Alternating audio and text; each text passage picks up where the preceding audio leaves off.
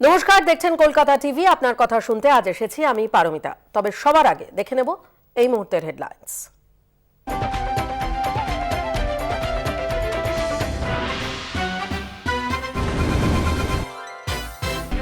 পাহাড় থেকে সোজা গোয়ায় পৌঁছালেন মমতা বন্দ্যোপাধ্যায়। 3 দিনের ঠাসা কর্মসূচি মমতার। কথা বলবেন রাজ্যের গণ্যমান্যদের সঙ্গে, মৎস্যজীবীদের সঙ্গেও সাক্ষাৎ করবেন মুখ্যমন্ত্রী। গোয়া সফরের আগে পাহাড়ে খোশ মেজেছে মুখ্যমন্ত্রী। কালিম্পংয়ে ছোটদের সঙ্গে খাওয়ার টেবিলে আড্ডা মমতার।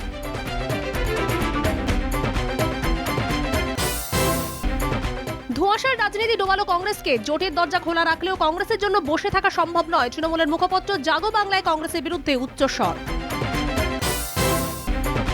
টি-20 বিশ্বকাপের ফাইনালে আমন্ত্রণ মুখ্যমন্ত্রীকে। শারজায় ফাইনালে বিশেষ অতিথি হিসেবে মমতা বন্দ্যোপাধ্যায়কে আমন্ত্রণ আইসিসি এবং শারজা কর্তৃপক্ষের।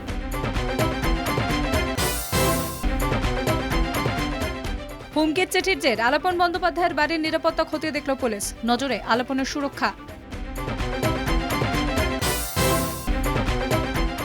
পয়লা নভেম্বর ভোটার তালিকা সংশোধনের কাজ। ত্রুটিমুক্ত ভোটার তালিকা তৈরি করতে কমিশনকে মত পোষণ বিভিন্ন রাজনৈতিক দলগুলির। সুপ্রিম নির্দেশে হাইকোর্টে আগাম জামিন মামলা শুনানি কৈলাসের। অন্যদিকে ফের সুপ্রিম কোর্টে দ্রুত শুনানির আবেদন কৈলাস আইনজীবীর। হাইকোর্টকে এড়াতেই কি এই পদক্ষেপ, উঠছে প্রশ্ন।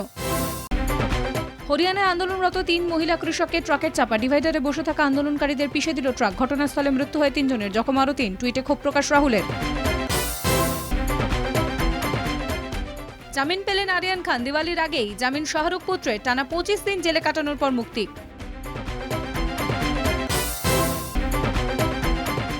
জামিন পেলেও বৃহস্পতিবার মুক্তি পেলেন না আরিয়ান। শুক্রবার বাড়ি ফিরবেন শাহরুখ পুত্র। স্বস্তি মান্নাতের।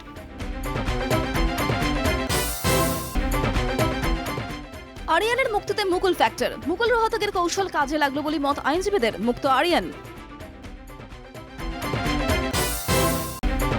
আরিয়ান কাণ্ডে গ্রেফতার মূল সাক্ষী কিরণ গোসাবি। পুনে থেকে এনসিবির সাক্ষী গোসাবিকে আটকের পর গ্রেফতার করা হয়। 6 মাসে শেয়ার বাজারে সবচেয়ে বড় পতন। সেন্সেক্স নামলো 1150 পয়েন্ট। অপর সূচক নিফটিও কমলো 354 পয়েন্ট। পেট্রোলের পর ডিজেল। মহানগরীতে সেঞ্চুরি হাঁকালো ডিজেল। 36 পয়সা বেড়ে কলকাতায় ডিজেলের দাম 100 টাকা 14 পয়সা। পেট্রোলের দামের সর্বকালীন রেকর্ড 108 টাকা 78 পয়সা। উত্তরাখণ্ড থেকে রাজ্যে ফিরল আরও 5 অভিযাত্রীর দেহ। বিমানবন্দরে পরিবারের হাতে দেহগুলি তুলে দেন মন্ত্রী সুজিত বসু। শেষবারের মতো দেখতে ভিড় স্থানীয়দের। জম্মু কাশ্মীরে মর্মান্তিক দুর্ঘটনা। খাদে পড়ল মিনি বাস। মৃত্যু কমপক্ষে 13 জনের।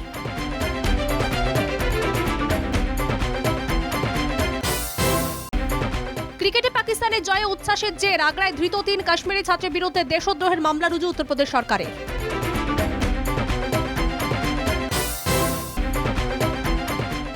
রাজ্যে করোনা চোখ রাঙাচ্ছে। দৈনিক আক্রান্ত 990। একদিনে মৃত্যু 9 জনের। কলকাতায় দৈনিক আক্রান্ত 275। দেশে ঊর্ধ্বমুখী করোনা গ্রাফে বাড়ছে অস্বস্তি। দৈনিক সংক্রমণ বাড়ল 20%। একদিনে নতুন করে আক্রান্ত 16,156 জন। মৃত্যু 733 জনের।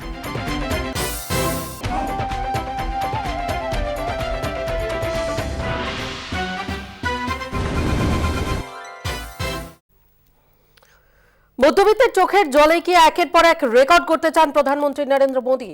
আজকের আপনার কথায় আলোচনা করব ডিজেলের দাম নিয়ে। কদিন আগেই রাজ্যের কিছু জেলা সহ দেশের বহু প্রান্তে ডিজেলের দাম লিটার পিছু 100 টাকা ছাপিয়ে গিয়েছিল। এবার ইতিহাসে প্রথম কলকাতাতেও ডিজেলের দর সেঞ্চুরি হাঁকালো। কলকাতায় আজ ডিজেলের দাম লিটারে 100 টাকা 14 পয়সা। পেট্রোল 108 টাকা 78 পয়সা। প্রতিদিনই লাফিয়ে লাফিয়ে যেভাবে পেট্রোল ডিজেলের দাম বাড়ছে তাতে নাভিশ্বাস উঠছে মধ্যবিত্তের। এরই মধ্যে রান্নার গ্যাসের দাম সিলিন্ডার পিছু 1000 টাকা ছুঁই ছুঁই। সব মিলিয়ে করোনা পরবর্তী পর্যায়ে বেশিরভাগ মানুষের সংসার চালানোই দুরূহ ব্যাপার। যাদের ব্যক্তিগত গাড়ি চালানো ছাড়া উপায় নেই তাদের 1 বছরের মধ্যে পেট্রোল খরচ দ্বিগুণ হয়ে গেছে। একই কথা প্রযোজ্য বাস, লরি থেকে ডিজেল চালিত সব যানবাহনের ক্ষেত্রেও। এর প্রভাব পড়েছে কৃষি ক্ষেত্রেও। মাঠ চষতে ট্রাক্টর খরচ বাড়ছে। ফলে এই পেট্রোল ডিজেলের দাম বাড়ায় তার প্রভাব পড়ছে জীবনের সর্বস্তরে। এরই মধ্যে আশঙ্কা বাড়াচ্ছে আন্তর্জাতিক ক্ষেত্রে ক্রুড অয়েলের দাম। এই দাম কম থাকা অবস্থাতেই যখন ভারতে পেট্রোপণ্যের নাগাল ছড়া দাম, তখন আন্তর্জাতিক বাজারে এই দাম বাড়লে কি হবে? বিশেষজ্ঞদের আশঙ্কা, কেন্দ্র যদি অবিলম্বে কোনো ব্যবস্থা না নেয় তাহলে পেট্রোলের দাম লিটার পিছু 150 টাকা ছুঁতেও কিন্তু আর বেশি দেরি নেই। আমরা একবার শুনে নেব ডিজেলের এই সেঞ্চুরি হাঁকানো নিয়ে কি বলছে আম জনতা।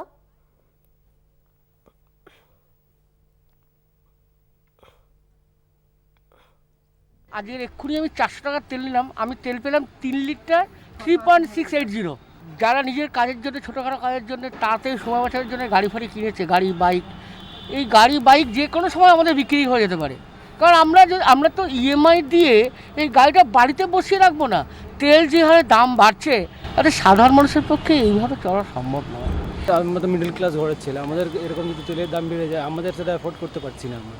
এবার যাদের ইনকাম সোর্স অফ ইনকাম ভালো যায় তারা করে নিতে পারছে, এবার আমরা এটা কাকেই বলতে যাবো।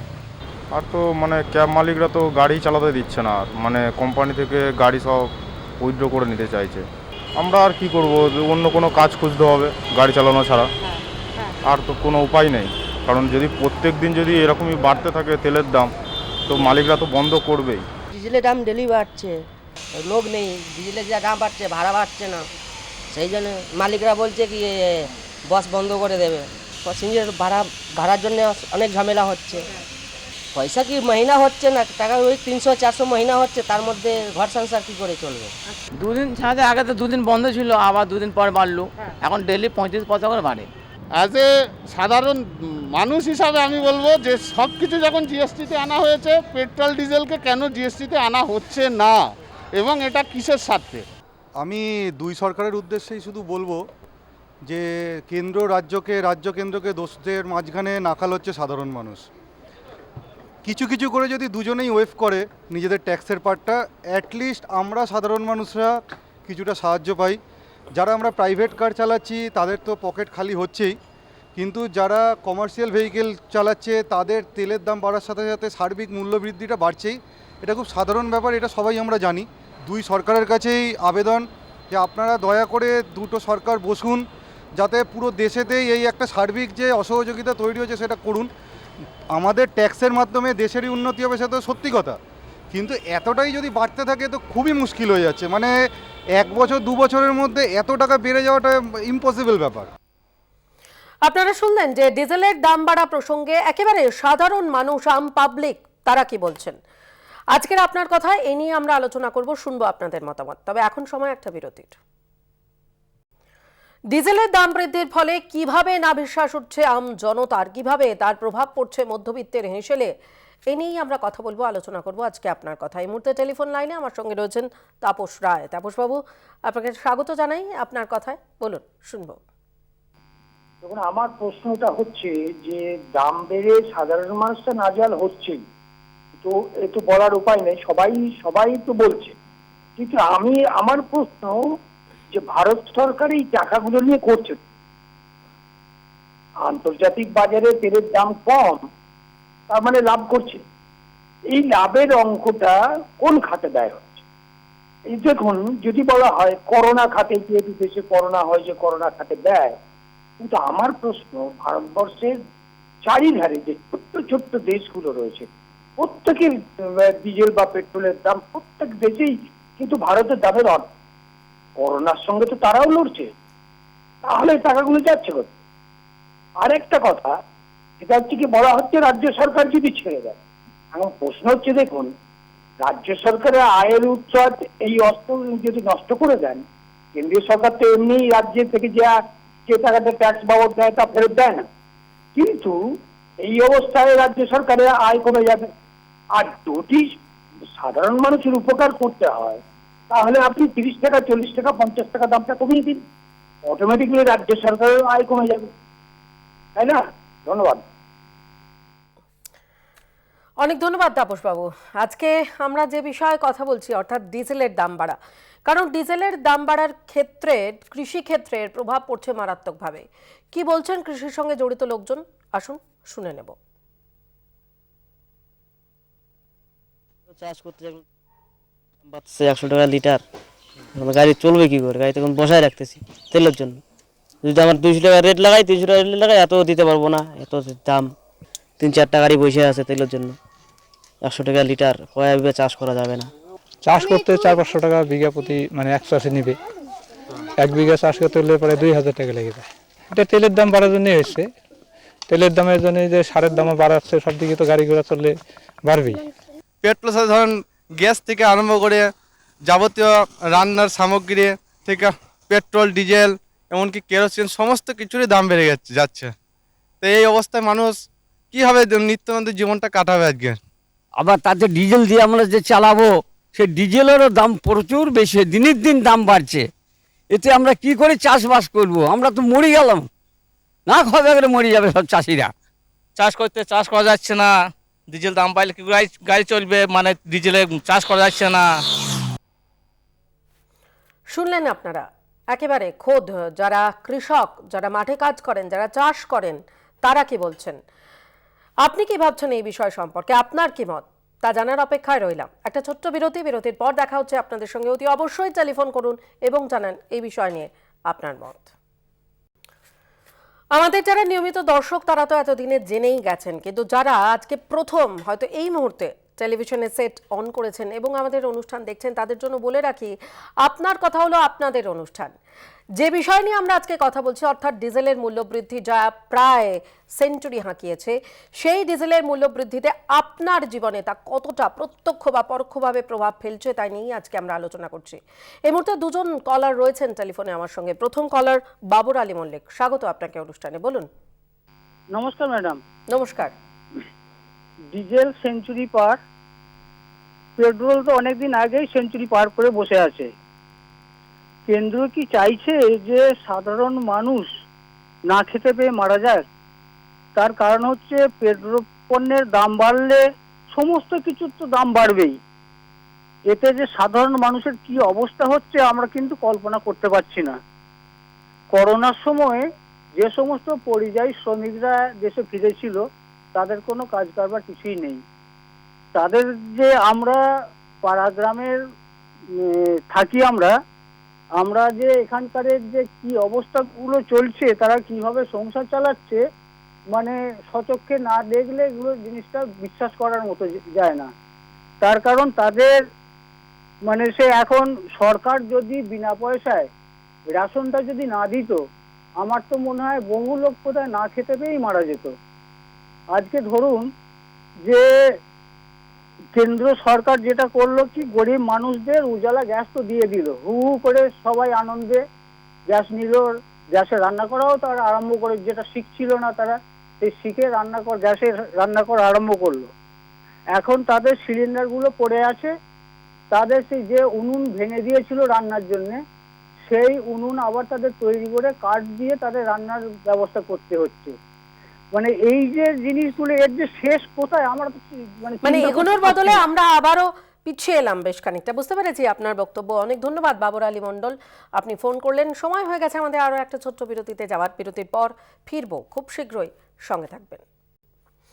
মধ্যবিত্তের চোখের জলেই কি তবে রেকর্ড করতে চলেছেন মোদি? তার কারণ কলকাতাতেও ডিজেল কিন্তু সেঞ্চুরি হাঁকালো। এ নিয়েই আজকে আমরা কথা বলছি, আলোচনা করছি, নিচ্ছি আপনাদের মতামত আপনার কথা অনুষ্ঠানে। এই মুহূর্তে টেলিফোন লাইনে আমার সঙ্গে একজন কলার রয়েছেন। কে রয়েছেন? হ্যালো, বলুন, কে বলছেন? হ্যালো, হ্যাঁ বলুন। আমি লাভপুর থেকে ফক্কর মিয়া বলছি। কি মনে করবেন না নেমটা এরকমের জন্য? বলুন।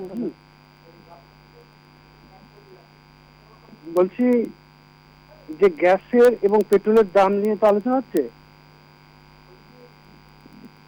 হ্যাঁ হ্যাঁ, একদমই তাই নিয়ে আলোচনা হচ্ছে। বলুন আপনার কি মত এই সম্পর্কে? গ্যাস এবং পেট্রোলের দামটা অত্যাধিক বেড়ে যাওয়ার জন্য গ্যাস এবং পেট্রোলের দাম নিয়ে আলোচনা তো হচ্ছেই। আজকে আমরা যে বিষয়ে কথা বলছি সেটা হলো ডিজেলের দাম। পেট্রোলের দাম তো বহুদিন ধরেই বাড়ছে এবং 100 ছাড়িয়ে গেছে। ডিজেলের দামও কিন্তু 100 ছাড়িয়ে গেল এবং নাভিশ্বাস উঠছে আমজনতার। এই নিয়েই কথা বলছি, আলোচনা করছি। বলুন। হ্যাঁ, ডিজেলের দাম বা পেট্রোলের দাম বা গ্যাসের দামের জন্য আমাদের সাধারণ, আমরা যে চাষিবাসী মানুষ তো আমাদের প্রচন্ড কষ্ট হচ্ছে। এবার কথা হচ্ছে, আমি একটা ছোট ব্যবসা করি, কাঠের ব্যবসা, বুঝলেন, জ্বালানি কাঠের ব্যবসা। তো আমার এই জ্বালানির দাম বৃদ্ধি হওয়ার জন্য আমার কাঠের ব্যবসাটা আবার একটু চালু হচ্ছে, বুঝলেন? জ্বালানির দামটা যখন কম ছিল আমার ব্যবসা লাঠে উঠেছিল, মানে কাঠ বর্ষার জলে নষ্ট হয়ে যাওয়া, এই সমস্ত ক্ষতির সম্মুখীন হচ্ছিলাম। আর বাসের ভাড়া বা পেট্রোল ডিজেলের দামের জন্য যে বেড়েছিল, আমি একদম বাস চাপায় লকডাউন থেকে পুরো বন্ধ করে দিয়েছি। ওই সাইকেল, হেঁটে, পায়ে, রিক্সা, ভ্যান এইভাবেই চালাচ্ছি। আর বাড়িতে আপনার গ্যাস তো বউ বন্ধ করে দিয়েছে, এবার আপনার ওই ফের উনুন করে ওই গ্যাস কাঠ দিয়ে জ্বালাচ্ছি। আমাদের কোনো এমন কিছু সমস্যা হচ্ছে না। সমস্যাটা আমার মনে হয় যাদেরই হচ্ছে, যারা আপনার হাই রাইজে থাকে, ফ্ল্যাটে থাকে, বড় লোক যারা, আমার মনে হয় তাদেরই সমস্যা হচ্ছে। আমাদের সাধারণ যারা আমরা মানুষ, মানে খেটে খাওয়া মানুষ, আমি ব্যক্তিগতভাবে কিছু সমস্যা ফিল করছি না। আমার বরঞ্চ ক্ষতি হচ্ছে কিনা আমার, মানে আপনি যে গ্যাসে রান্না করছিলেন সেখান থেকে আবারও আপনাকে ফেরত আসতে হলো সেই পুরনো জায়গাতে, এটা আপনার কাছে খুব একটা সমস্যা বলে মনে হচ্ছে না? মনে হচ্ছে না, কারণ আমার পূর্বপুরুষ 14 পুরুষ তো গ্যাসে রান্না করেছে, এবং গ্যাসে রান্না করে কি হচ্ছে, মানে তার মানে আপনি উন্নয়ন খুব একটা চান না, যে অবস্থানে মানুষ থাকছে বা রয়েছে সেই অবস্থানে থাকলেই আপনি মনে করছেন যে সেটা ঠিক আছে? আচ্ছা মশাই, শুধু আমার মনে হয় যে গ্যাসে রান্না করলে কি উন্নয়ন হয়ে যায়? মানসিকতার একটা উন্নয়নের প্রয়োজন। বুঝতে পেরেছি আপনার বক্তব্য, আপনার মতামত খুব স্পষ্ট, ধন্যবাদ। পরের কলার শেখ শামশের আলী, বলুন। হ্যাঁ, নমস্কার দিদি ভাই। নমস্কার। ব্যাপার হচ্ছে আমার বয়স 65, কিন্তু দেখুন এই যে একটার পর একটা মোদী সরকার, শেষে আমরা যেতে খেটে খাওয়া মানুষরা, যার উপর নির্ভর করে আমরা চলছি, এই যে ডিজেল, পেট্রোল তো ঠিক আছে বড় লোক বা মধ্যবিত্ত অবস্থা, তাও ডিজেলের উপরে আমরা সাধারণত যাওয়া আসা করি। কিন্তু এই যে বাড়ছে, আমার মতে সব বিরোধী দলকে মুখে দেখুন এখনো অবধি কিন্তু আন্দোলন আমি দেখছিনি। আপনার রাজ্যসভায় রাজ্যসভায় আন্দোলন করার জন্য প্রস্তুতি হচ্ছে, কিন্তু এই যে ধীরে ধীরে সপ্তাহে একদিন ছাড়া পয়সার উপরে পয়সা বেড়ে যাচ্ছে, কিন্তু কোনো বিরোধীরা খালি মুখে বলছে যে রাস্তার উপরে এই অত যে বাস চলছে, আমি বাস ভাই বলুন যারা ডিজেল গাড়ি চালায়, আমি তাদের কাছে অনুরোধ করব, আপনারা সব রাস্তায় বাস নিয়ে সব কাজ দেন। বিশ্ব দেখুক যে আমাদের ভারতবর্ষ তিলে তিলে আমাদেরকে মেরে ফেলছে, তার থেকে আমাদের মোদী সরকারকে বলুন পারমাণবিক অস্ত্র করেছে, এইটাই আমাদের, ওরা আগে পালিয়ে যাক, ওরা দেখতে যাবে বিজেপির লোকরা, আমরা এই বোমে যেতে আমরা পুরো একদম শেষ হয়ে যায়, বুঝলেন তো? তিলে তিলে না মেরে আমাদের এইভাবে মেরে দিই, এরা অনেক বড় চক্রান্ত দেশকে, বুঝলেন তো, আমাদেরকে শেষ করে দিচ্ছে, আর সম্ভব না, বুঝলেন তো দিদি ভাই? বুঝতে পেরেছি আপনাদের সমস্যা অত্যন্ত স্পষ্ট। আমরা এই জন্যই তো আপনাদের কথা বলার সুযোগ করে দিই, এবং আপনার কথা হচ্ছে আপনাদের কথা বলার জায়গা, আপনাদের যে মতামত সেই মতামত প্রকাশের জায়গা। ছোট্ট বিরতি, দেখা হচ্ছে তারপর। অতি অবশ্যই টেলিফোন করুন, জানান আপনার কি মত। আর কতদিন এই বিষয়ে উদাসীন থাকবে কেন্দ্র? যেভাবে জ্বালানির মূল্য বৃদ্ধি হচ্ছে, যেভাবে মহার্ঘ হয়ে উঠছে পেট্রোল, ডিজেল, রান্নার গ্যাস, তাতে মধ্যবিত্তের মাথায় হাত। এ নিয়ে আজকে আমরা কথা বলছি, আলোচনা করছি। এই মুহূর্তে আমার সঙ্গে টেলিফোনে রয়েছেন D Mukherjee. Good evening mister Mukherjee, বলুন। গুড ইভিনিং পরমিতা, আমি প্রফেসর ডি মুখার্জি বলছি। বলুন। আজকে জীবনে অভিজ্ঞতা একটা নতুন বাঁক এলো। ক্রিকেট মাঠে সেঞ্চুরি করা যায়, আবার ঠান্ডা ঘরে বসেও কিন্তু সেঞ্চুরি করে দেওয়া যায়, সেটা বিজেপি গভর্নমেন্ট কিন্তু দেখিয়ে দিল, এবং তাদের ক্যাপ্টেন নরেন্দ্র মোদীও কিন্তু খুব কৌশলে টিমকে চালনা করেছেন বলেই কিন্তু সেঞ্চুরিটা এসছে। এবার নরেন্দ্র মোদী এবং বিজেপি গভর্নমেন্টকে থামস আপ জানাই। এখন প্রশ্ন চিহ্ন হচ্ছে যে এই ভারতবর্ষের অর্থনীতির কিন্তু ভাড়া শূন্য, এটা কিন্তু একটা ইন্ডিকেশন, এবং তার জন্য আপনারা আমার মাথায় চাঁটা মেরে কিন্তু এই পয়সাগুলো তুলছে। দেখুন, এর মধ্যে একটা ফ্যালাসি আছে। এই যে আপনি বলে বেড়াচ্ছি আমরা বিনা পয়সা ভ্যাকসিন পেয়েছি, সব জায়গাতে উচ্ছ্বাস দেখাচ্ছি, সেটা কিন্তু কাঁচকলা। এই যে আপনার আমার ভ্যাকসিনের যে পয়সাটা, সেটা কিন্তু এইখান থেকে ঘুরিয়ে এরা তুলে নিচ্ছে, বুঝেছেন? আর যেদিনকে দেখবেন যে অর্থনীতির অবস্থা খারাপ। এবার আমি একটা অন্য প্রসঙ্গে যাই। অর্থনীতিতে দুটো অ্যাঙ্গেল আছে, একটা প্রফিট অ্যাঙ্গেল, একটা লস অ্যাঙ্গেল। এখন ভারত সরকার প্রফিট অ্যাঙ্গেলে কিন্তু রান করছে, এবং যত আপনি গাড়ি চড়বো বা বাস চলবে তত কিন্তু প্রফিট অ্যাঙ্গেলটা বাড়বে, ভারতবর্ষ গভর্নমেন্ট কিন্তু মুনাফা লুটবে। এবার যেদিনকে দেখবেন আপনি গাড়ি চড়া বন্ধ করে দিয়েছি বা বাসটা বন্ধ হয়ে গেছে, তখন দেখবেন প্রফিট অ্যাঙ্গেল ছোট হয়ে লস অ্যাঙ্গেলটা বাড়তে থাকছে। সেদিনকে দেখবেন আপনি যখন সেকেন্ড ডোজটা নিতে যাব, গিয়ে দেখবেন ওই দরজাটা তালা দেওয়া, কাঁচকলা, সেদিনকে আর কিন্তু পাবেন না। এটাই কিন্তু এইটার ফ্যালাসিটাগুলো কিন্তু এইটাই। আজকে দেখবেন, সেদিনকে দেখবেন যে ভ্যাকসিনও এবং পাবেন না, এবং বাজারে গিয়ে কিছু খাদ্যদ্রব্যও পাবেন না, সেদিনকে না খেয়ে থাকতে হবে। এইটাই কিন্তু দিনটা কিন্তু সেই দিকে যাচ্ছে বলেই আমার মনে হয়। একদমই। অনেক ধন্যবাদ টেলিফোন করার জন্য। পরের কলার সজল চক্রবর্তী। বলুন সজল বাবু, নমস্কার। হ্যাঁ নমস্কার। হ্যাঁ নমস্কার। আপনি আপনার টেলিভিশন সেটে ভলিউমটা একদম শূন্য করে টেলিফোনে আমাদের সাথে কথা বলুন। হ্যাঁ বলছি, যে হারে তেলের দাম বা গ্যাসের দাম বাড়ছে, যে হারে তেলের দাম বা গ্যাসের দাম বাড়ছে, এটা সত্যি একটা অপমানজনক অবস্থা। এটা দেশবাসীকে একটা অপমান বা অস্বস্তিকর অবস্থায় ফেলার মতন চক্রান্ত তৈরি হয়েছে। আর এটা সাধারণত যদি খালি চোখে দেখেন তো তাহলে সেটা অত্যন্ত খারাপ হয়। কারণ দেশে এখন লুটের রাজত্ব চলছে, কে কত লুট করতে পারে। মানে আগে আমরা যাত্রা দেখতাম নট্য কোম্পানির, বিভিন্ন কোম্পানির, আরো অনেক কিছু। তা এখন দেখতে পাচ্ছি ভারতবর্ষ ইন্ডিয়া প্রাইভেট লিমিটেড হয়ে যাবে দিন কতক পরে, এবং আস্তে আস্তে সবকিছুই আর নাগালের বাইরে চলে যাবে। কিচ্ছু করার নেই। এখানে আপনি, আমি বা কেউ বলেও কিছু করতে পারবো না। বিভিন্ন লোক তো বিভিন্ন কথা বলছে। আজকের থেকে 50-60 বছর আগের কথা চিন্তা করুন তো। নেতাজি যখন জাপান থেকে ভাষণ দিয়েছিল যে তোমরা আমাকে রক্ত দাও, আমি তোমাদের স্বাধীনতা দেবো, আজকে কি কোনো নেতা নেত্রী বলছে যে আমি আপনাকে পুরোনো দিন ফিরিয়ে দেবো, আপনারা আমাকে সাহায্য করুন? কেউ বলছেন, একটা কথাও আলোচনা হয় না যে আমরা যে যা করে করুক, যে সরকারি সম্পত্তি লুট হতে দেবো না, এ কথাটা কিন্তু কোনো নেতা নেত্রী বলছেন। তবে এর কারণটা কি? এর কারণটা হচ্ছে কি, দেশে লুট চলছে, আর্থিক সহায়তায় প্ররোচনায় আমাদের দেশীয় নেতারা এবং প্রশাসনিক সহযোগিতায় স্থানীয় এবং রাজ্যের তথা রাষ্ট্রীয় প্রশাসন। এইটাই তো দাঁড়াচ্ছে। এছাড়া আর কি বলা যেতে পারে? প্রত্যেকটা মানুষের যে একটা সীমিত আয়, তার মধ্যে থেকে মানুষকে তুলতে হয়, এটা বোধ বুদ্ধির বাইরে চলে যাচ্ছে আস্তে আস্তে।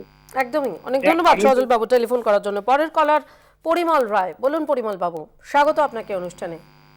হ্যাঁ নমস্কার ম্যাডাম, আমি পরিমল রায় আলিপুরদুয়ার থেকে বলছি।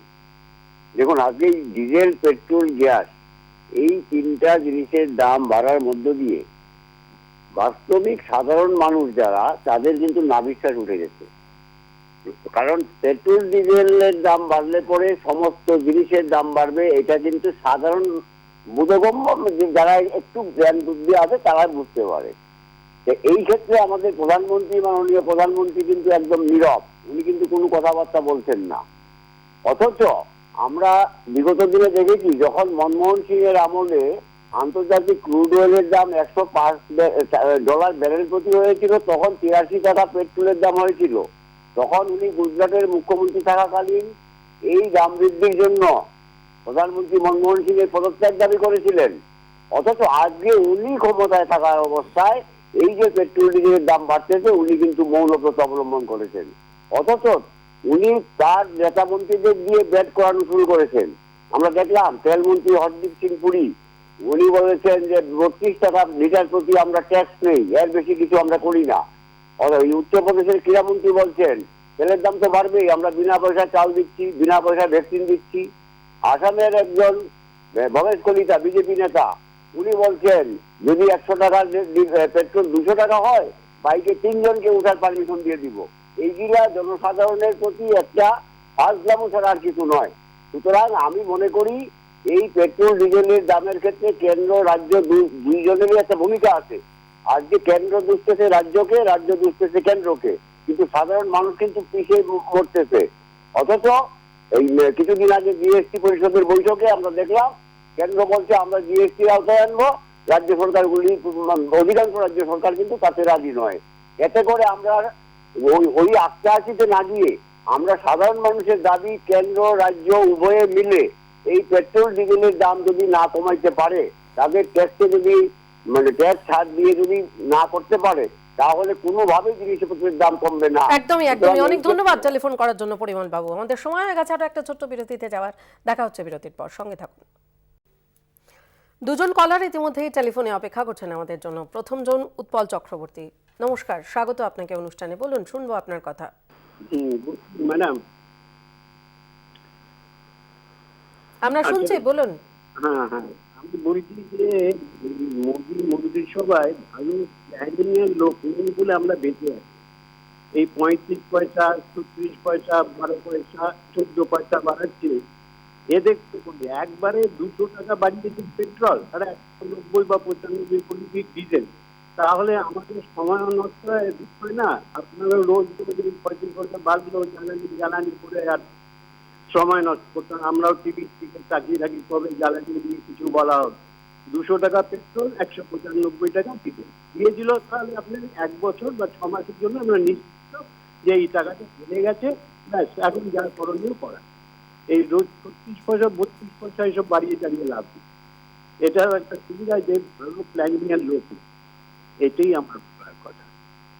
অনেক ধন্যবাদ উৎপল বাবু। পরের কলার সাইদুল শেখ, বলুন সাইদুল। হ্যালো হ্যালো, আমাদের সঙ্গে যোগাযোগ বিচ্ছিন্ন হয়ে গেছে। আজকে আমরা যে বিষয়ে কথা বলছি, অর্থাৎ মধ্যবিত্তের চোখের জলে কি রেকর্ড করতে চলেছেন নরেন্দ্র মোদী। কারণ যে হারে আমরা দেখতে পাচ্ছি জ্বালানি মহার্ঘ হয়ে উঠছে দিনের পর দিন, শুধুমাত্র পেট্রোল ডিজেল রান্নার গ্যাস নয়, এবং তার যে প্রত্যক্ষ প্রভাব যেভাবে কৃষিক্ষেত্রে পড়ছে, যার ফলে যাবতীয় পণ্যেরই কিন্তু মূল্য বৃদ্ধি ঘটছে, যার প্রভাব কিন্তু সরাসরি পড়ছে বাজারের ওপর।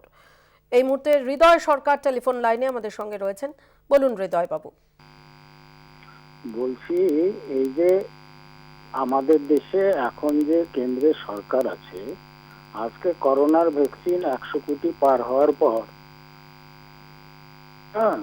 তারা আজকে দেশবাসীকে করোনার ভ্যাকসিন 100 কোটি পার হওয়ার জন্য উৎসব করছে, দেখাচ্ছে।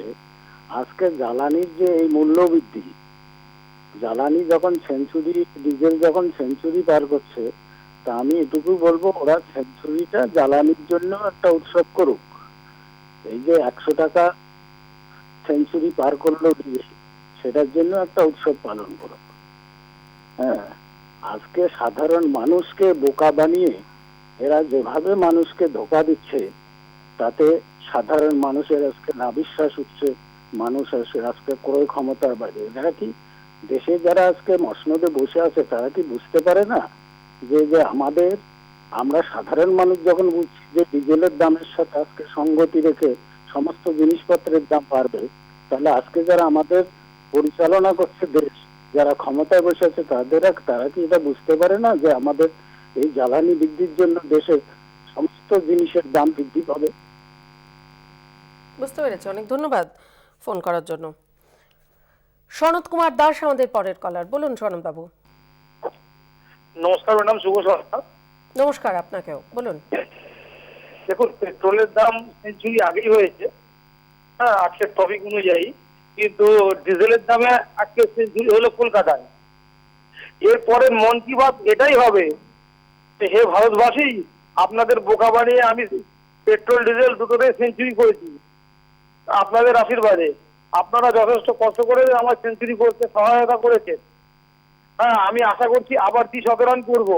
আপনারা আশীর্বাদ করুন এবং আমাকে সহায়তা করুন। আপনাদের বোকা বানিয়ে কর্পোরেটদের পকেট ভরিয়ে আমি আবার 30 রান করি পেট্রোল ডিজেলে।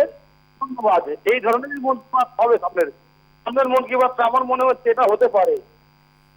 তো যা অবস্থা, এইভাবে যদি চলতে থাকে এমনিতে তো জিডিপি শেষ, তারপরে তো যদি এইরকম মানে পেট্রোল ডিজেলের দাম বাড়তে থাকে, প্রত্যেকটা স্টেজে সমাজের চাপ পড়ে যাচ্ছে। একদমই একদমই। অনেক ধন্যবাদ সন্দীপবাবু টেলিফোন করার জন্য। আমাদের আরও একটা বিরতির সময় হয়েছে, ছোট্ট একটা বিরতি নিতেই হচ্ছে। ফিরে আসছি বিরতির পর, দ্রুত সঙ্গে থাকবেন।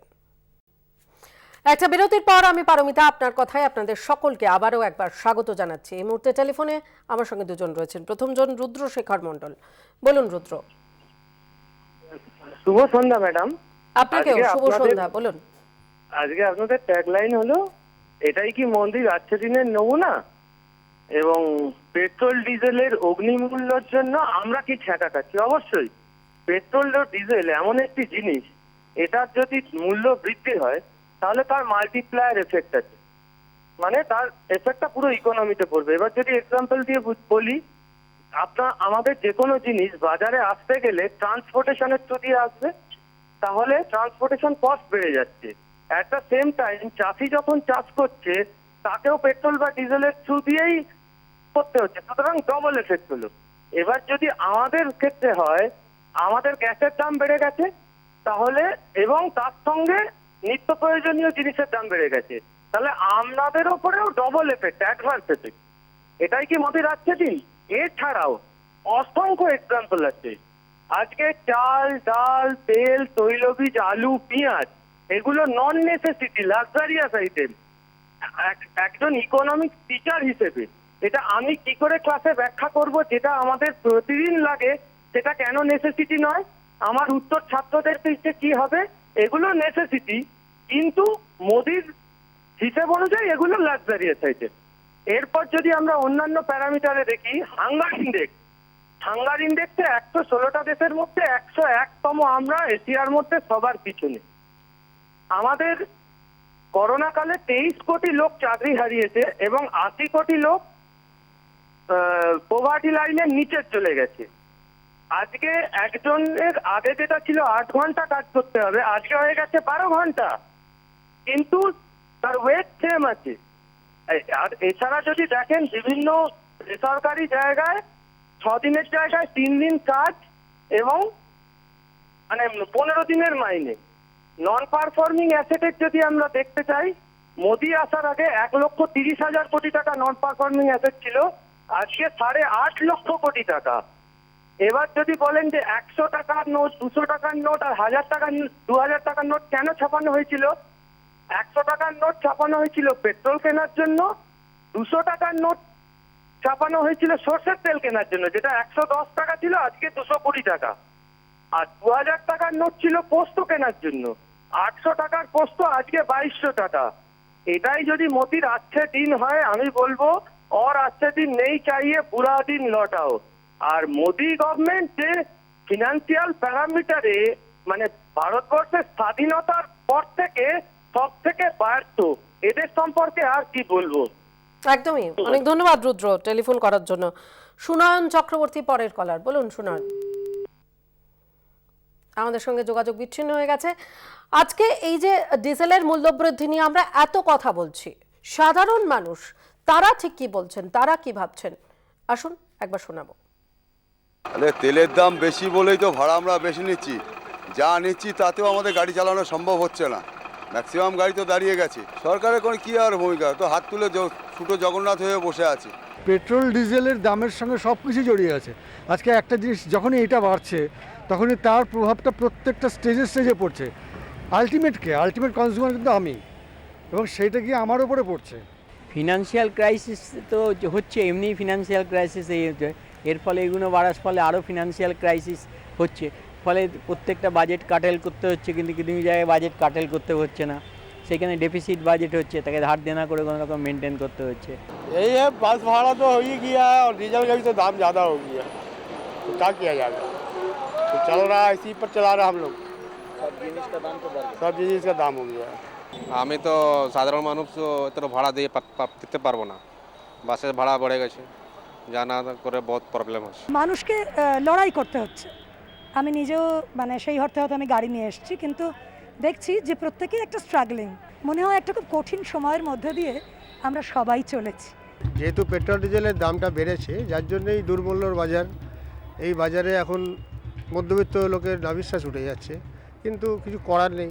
আগে 3,000 টাকা হলে তেল ট্যাঙ্কি ফুল হয়ে যেত, এখন 6,000 টাকা বাচ্চিস হয়ে কালকে 100 টাকা মালিকের ডেবিসি, 6,000 টাকা ভাড়া হয়েও 100 টাকা ডেবিসি তেল ভরিয়ে, এবার মালিক কী করে গাড়ি চালাবে আপনি? কিন্তু সরষের তেল যে 200 টাকা কিলো, ঠিক আছে, ডাল 150 টাকা কিলো, এগুলো কমছে না বাড়ছে? এগুলো তো বাড়ছে, এগুলো দিকে সরকারকে দেখা উচিত। আজ থেকে মানে 2 বছর আগে যে পেট্রোল ছিল 60 টাকা, সেটা হয়ে গেছে 110 টাকা, অটোমেটিক বাড়বে। পেট্রোল তো গ্যাস প্যাস সব দিকে তো দাম বেড়ে যাচ্ছে, কিছু করা যাচ্ছে?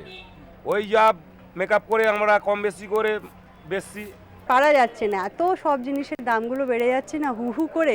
কোনো জিনিসের দাম আজকে দেখছি 20 টাকা, কালকে এসে 30 টাকা। আমরাই বা কী করব, দোকানদাররাই কী করবে? সবার অবস্থা খারাপ। ভাড়া বাড়াচ্ছে না, ডিজেলের দাম কম করছে না। ভাড়া না বাড়লেও চলবে, ডিজেলের দাম কম করে দেয়। ওই 50-60 টাকা ছিল, ওই ভাড়া আছে, এখন 100 টাকা ওই ভাড়া আছে, ওখানে আমাদের চলে যাচ্ছে ডিজেলের সব টাকা। 160 লিটার ট্যাঙ্কি, আমাদের ওই 3 টিপে 50 লিটার তেল খায়। তখন 50 লিটার তেলের দাম ছিল 3,2900 টাকা, এখন 5,000। দিনভর 1000 रुपये का तेल पड़े যাচ্ছে, কাজ হচ্ছে 1400, 1200, 1300। রং রোডের তেনাটি রোড, তেল বেশি খাচ্ছে গাড়িগুলো, গাড়ি মালিকরা দেবে না, বলছে অবশ্যই ভাড়া না বাড়লে আমরা গাড়ি চালাবো না। আমরা চলবো কী করে? বলে আমরা কী করে করবো, আমাদের গাড়ি চালাবো, কিস্তি দেবো কী করে, আর তোদের চালাবো কী করে? তেলের দাম বাড়া মানে সব জিনিসের দাম বাড়বে। আপনারা শুনলেন মূল্যবৃদ্ধির জেরে কিভাবে জেরবার হচ্ছে একেবারে আম পাবলিকের জীবন, কিভাবে সাধারণ মানুষ তাদের নাভিশ্বাস উঠছে। সময় হয়ে গেছে আরও একটা ছোট্ট বিরতিতে যাওয়ার, বিরতির পর ফিরবো, সঙ্গে থাকবেন। দুজন কলার ইতিমধ্যেই অপেক্ষা করছেন। প্রথমজন সুজয় চৌধুরী, আপনাকে স্বাগত আমাদের অনুষ্ঠান আপনার কথায়, শুনবো আপনার কথা, বলুন। নমস্কার, গাইহাট থেকে সুজয় চৌধুরী বলছি। জ্বালানির জ্বালা একবারে, এটা ক্রিকেটের সেঞ্চুরি নয়, ডিজেলের সেঞ্চুরি হয়েছে। আমাদের যে বিজেপি সরকারের প্রধানমন্ত্রী মোদি বাবু ডিজেলে সেঞ্চুরি করেছেন, খুব সুন্দর। আজকে কিছুদিন আগে আমাদের স্বরাষ্ট্রমন্ত্রী এইখানে এসে পোস্ত বড়া ভাত খেয়েছিলেন কৃষকদের বাড়িতে। আজকে স্বরাষ্ট্রমন্ত্রী কি ভেবেছেন তিনি যে কৃষকদের বাড়িতে ভাত খেয়েছেন সেই ভাতের ধানটা উৎপাদন করতে যে ডিজেল লাগে, যেভাবে উৎপাদন হবে সেই উৎপাদনেরটা সেঞ্চুরি হয়ে গেছে, তাহলে সেই কৃষকটা কাটবে। একদিকে তিনি গাড়িতে চাপা দিয়ে মারছেন, আর একদিকে কৃষকদের যে উৎপাদন করবে সেই উৎপাদনের জিনিসটাকে যে তেল, সেই ডিজেল তিনি বাড়িয়ে দিচ্ছেন, কমানোর কোনো চেষ্টা করছে না। আরে আপনি যে সোনার বাংলা করবেন, আজকে ডিজেলটা তেলের উপর যে ভর্তুকি দেন, ট্যাক্স কমান, কিছু করছে না। আজকে মানুষ কাঁদছে, আজকে মানুষ মানে জ্বালানির জন্য আজকে যে 8 টাকা কিলোমিটার গাড়ির দর ছিল সেটা হয়ে গেছে 14 টাকা, ডবলেরও বেশি। আজকে ভাড়া দিতে পারছে না মানুষ সেই পরিযায়ী শ্রমিকের মতো হেঁটে হেঁটে যেতে হবে। আপনি একটু চিন্তা ভাবনা করুন না, সেই আপনি আপনার গাড়ি চালিয়ে সেই কৃষকদের যেমন মারছেন সেই রকম সমস্ত আম জনতাকে মারবেন। আজকে মানুষ শ্বাস নিতে পারছে না। আপনি মন কি বাত করছেন প্রধানমন্ত্রী মশাই, প্রতি মাসে রবিবার মন কি বাত করছেন, কিন্তু মন কি বাত করে আচ্ছা দিন আনছেন না, মানুষের বিনাশ করছেন আর কয়েকজন মানুষের কে বিকাশ করছেন। প্রধানমন্ত্রী মশাই, সামনে কিন্তু ইলেকশন আসছে, উত্তরপ্রদেশের ইলেকশন।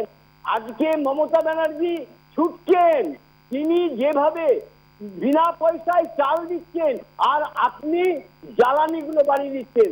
আজকে 9টা সেঞ্চুরি করেছে গ্যাস, 10টায় চলে যাচ্ছে। ডিজেল 2টো সেঞ্চুরিতে যাবে কয়েকদিন পর। পেট্রোল তো সেঞ্চুরি অনেক দিন হয়ে গেছে। এবার একটু আম আদমির জন্য একটু ভাবুন, চিন্তা করুন, না হলে একদমই সুজয় বাবু, আমরাও আম আদমির জন্য ভাবি বা ভাবছি, এবং আম আদমি তারা কি ভাবছেন, তারা কি বলতে চান, তাদের জন্যই কিন্তু আজকে আমরা এই অনুষ্ঠান করছি। এই মুহূর্তে আমার সঙ্গে টেলিফোনে রয়েছেন ঝুনু মণ্ডল, বলুন, শুনবো আপনার কথা। হ্যালো, বলছি সিউড়ি থেকে বলছি, আমি ঝুনু মণ্ডল। বলুন, শুনছি। হ্যাঁ, বলছি প্রধানমন্ত্রী নরেন্দ্র মোদী বড় বড় কথা বলে, আজকে দিন বলে, আজকে যে দেশের সাধারণ নাগরিক গোটা ভারতবর্ষের তাদের কাছে চোখের জলে কি অবস্থা করছে, তাদের মরণের অবস্থা। হয় ইমিডিয়েট পেট্রোপণ্যের দাম কমাক, লজ্জা করে না? আর না হলে যদি না দাম কমায় তো পদত্যাগ করুক, না হলে ভারতবর্ষের জনগণ 24 সালে ওকে ঝাঁটা মেরে বিদায় করবে। নিজে তো কোনো কাজের নয়। আর দিদি আছে বলে পশ্চিমবঙ্গ আমরা গর্বিত যে আমরা রেশন, আমরা লক্ষ্মীর ভান্ডার, আমরা বিভিন্ন সাহায্য করে কোন রকমে টিকে আছি। আর তারা লোকের বসে বসে পেছনে লাগছে। বুঝতে পেরেছি। অনেক ধন্যবাদ টেলিফোন করার জন্য। আমাদের আরো একটা বিরতির সময় হয়েছে, বিরতির পর দেখা হবে আপনাদের সঙ্গে, শুনবো আপনার কথা। আরো একটা বিরতি নিয়ে আমি পারমিতা ফিরে এলাম আপনাদের সামনে আপনার কথা নিয়ে। এই মুহূর্তে রণেশ্বর দাস টেলিফোন লাইনে আমার সঙ্গে। বলুন রণেশ্বর বাবু, নমস্কার। পরমিতাদি, আপনাকেও শুভ সন্ধ্যা, নমস্কার। হ্যাঁ, আপনি যে বিষয়টা রেখেছেন, আমরা তো সাধারণত দেখছি যে কারোর মতামত, আমার তো তার বিরুদ্ধে কিছু বলার নেই, তবে এইটুকু বুঝি যে ভোজ্য তেল থেকে শুরু করে জিনিসপত্রের দাম বেড়েছে এবং প্যান্ডামিক শুরু হওয়ার পরে সারা বিশ্বে একটা টালমাটাল অবস্থা। সেখানে এই সোনার ডিম, এই যে রাজ্য বা কেন্দ্র সরকারের যে অধীনস্থ যে এই ট্যাক্স সিস্টেমটা, জিএসটি, আমরা যদি এই রাজ্যগুলোকে বলি, তারা কি শুনবে না শুনছে? এটা তার থেকে তাদেরও আয় রোজগার হচ্ছে। একটা সময় 3 টাকা দিন মজুরের রোজের একটা ছিল, আজকে ধরুন 300 টাকা থেকে 500 টাকা। বাড়ির একটা যে কোনো কাজের ইলেকট্রিক মিস্ত্রি, তাকে জানেন আপনারা ভালো করে, 500 টাকার নিচে কোনো মিস্ত্রি 1000 টাকার নিচে পাওয়া যায় না। তা জিনিসপত্রের দাম যেটা বাড়ছে, যে 28% জিএসটি দিয়েও তেলের দাম 60 টাকার মধ্যে রাখা যায়। তাহলে কার কেন্দ্র রাজ্য? এখানে কয়েকজন যে বলছেন যে এ প্রধানমন্ত্রী হবে, উনি মুখ্যমন্ত্রী হবে, তাহলে আমি বলবো তো সবাই ব্যর্থ। এর আগের গভর্নমেন্ট গুলো যে সিস্টেমে চালু করে গেছে, যেখানে মানে এই যে জ্বালানি মহার্ঘ হয়ে চলেছে, জ্বালানির দাম ক্রমাগত বেড়ে চলেছে, দিন দিন দাম বাড়ছে, এর ফলে তার সরাসরি প্রভাব যে পড়ছে মধ্যবিত্তের হেসেলে, এটা আপনি মনে করছেন না? না, আমি মনে করছি ম্যালনিউট্রিশন, যারা ন্যূনতম খাদ্য স্বাস্থ্য রক্ষার জন্য তার যেটুকু দরকার, তারা বঞ্চিত হচ্ছে। এখানে মজাদার ব্যাপার হচ্ছে, কেউ 10 লিটার তেল কিনছে, সে আছে কোটিপতি, সে লক্ষপতি। ব্যাপারটা হচ্ছে, আমরা যদি একটু সরকার নিয়ে চিন্তা করি, এখানে রাজ্য কেন্দ্র সরকারগুলো যে সরকারের যে পদ্ধতি, আপনার বক্তব্যটা যাই হোক, মানে খুব পরিষ্কার স্পষ্ট হলো না আপনি কি বলতে চাইছেন। আমাদের একটা বিরতির সময় হয়েছে, বিরতিতে আমাদের যেতেই হবে। বিরতির পর আমরা ফিরবো এই আলোচনায়, সঙ্গে থাকবেন।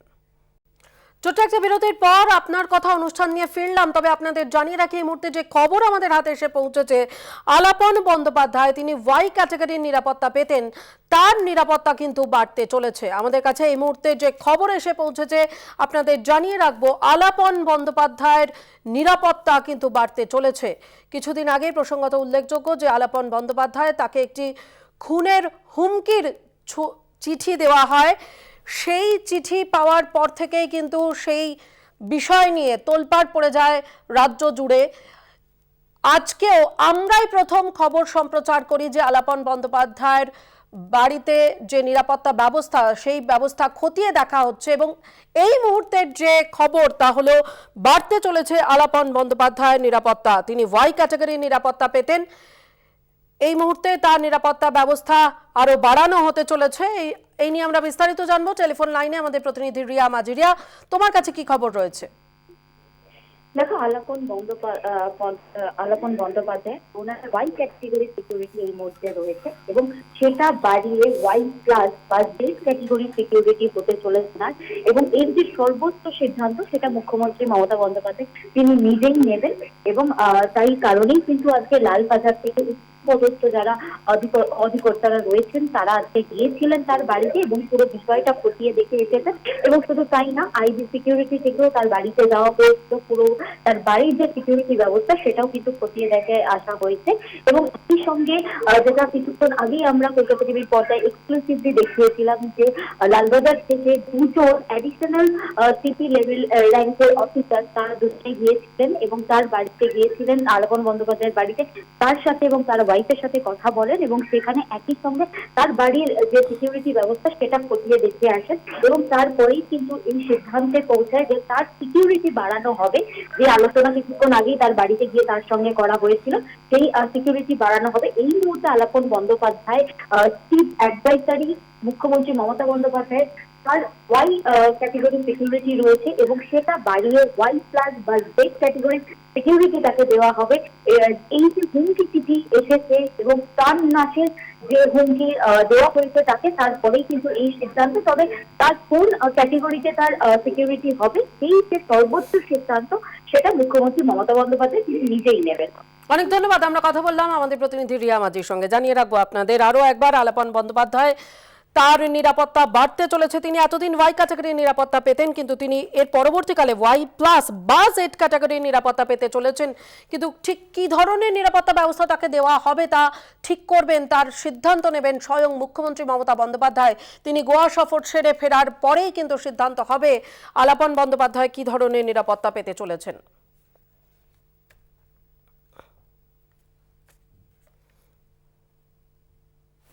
আপনার কথা আজকের মতো এখানেই শেষ করছি। দেখা হবে আপনাদের সঙ্গে আগামীকাল ঠিক রাত ৮টায়।